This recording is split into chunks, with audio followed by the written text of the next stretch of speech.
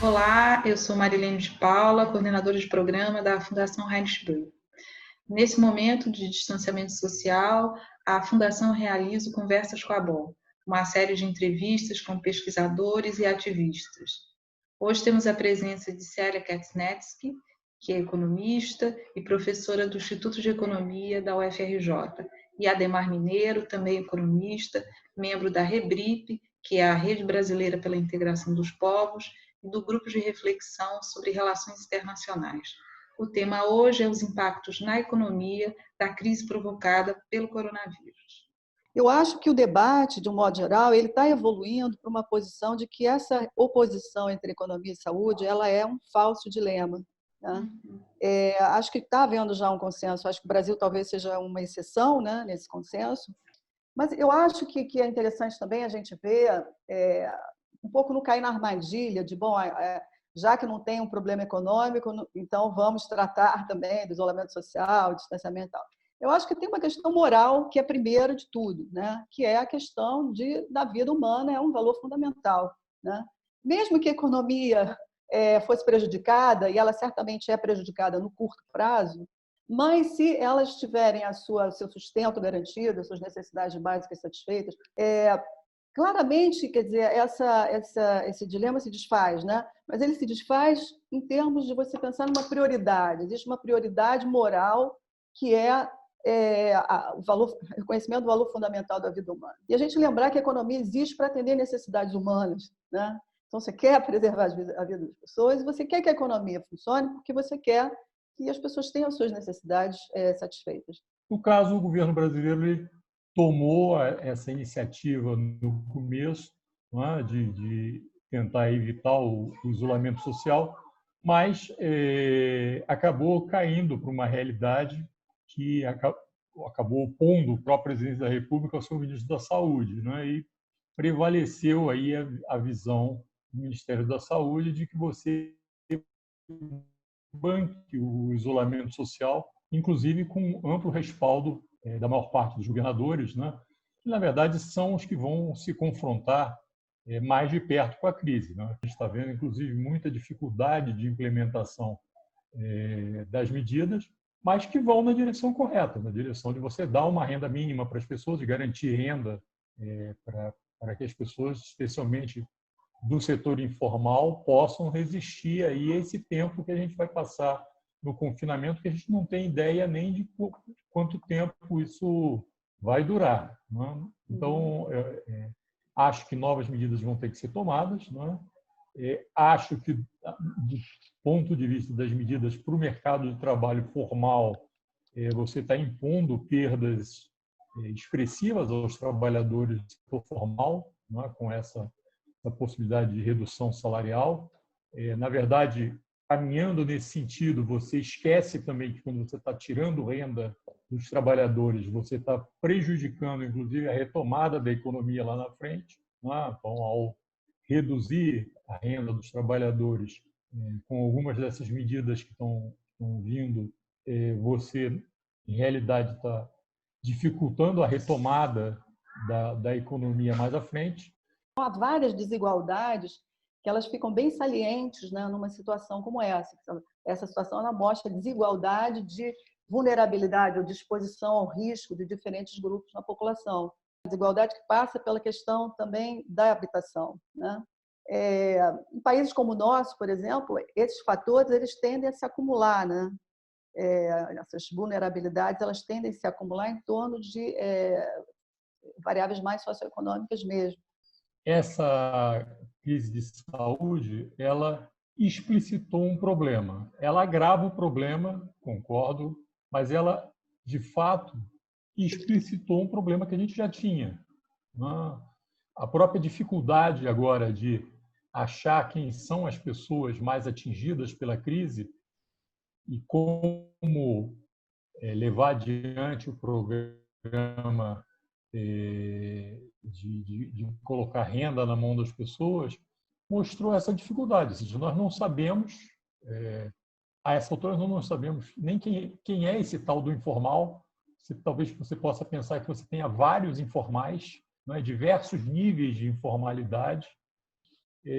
eu espero que com essa explicitação dada pela crise, a gente possa discutir como gerenciar essa questão do mercado de trabalho, tomando em consideração mais essa questão. Ou seja, você tem uma nova informalização que se soma à informalização antiga que você já tinha e que continua, porque, evidentemente, nesse momento, você tem uma concentração do debate, né, na questão da pandemia, isso é absolutamente essencial, não é? Mas o momento seguinte vai ser de administrar uma crise econômica de larguíssimas proporções.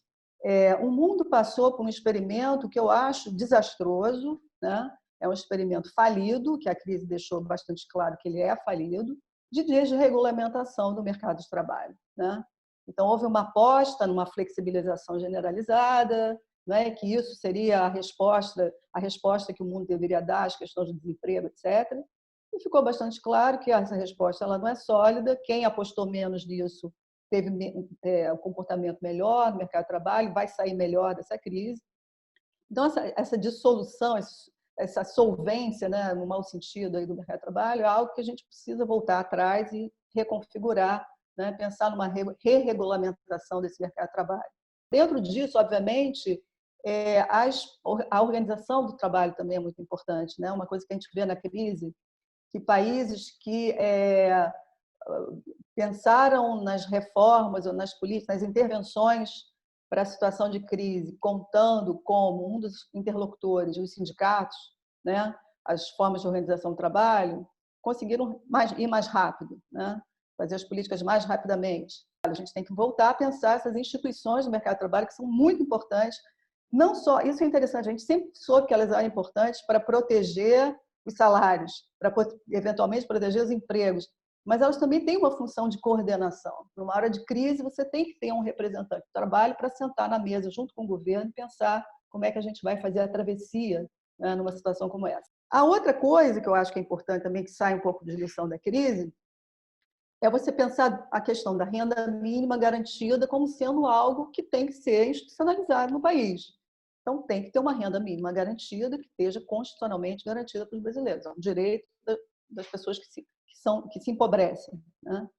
A outra questão é você pensar que crises sistêmicas, ou eventos, sejam eventos naturais, como epidemias, sejam crises sistêmicas, como uma crise financeira global, você tem que ter instrumentos para responder essas crises imediatos, né? Não tem que perder tempo com toda uma discussão sobre o que é que a gente vai fazer, qual vai ser o tamanho, se vai aprovar, não vai aprovar, se vai depender de MP ou discussão no Congresso. Isso já devia estar pronto no nosso cardápio de respostas a situações como essa.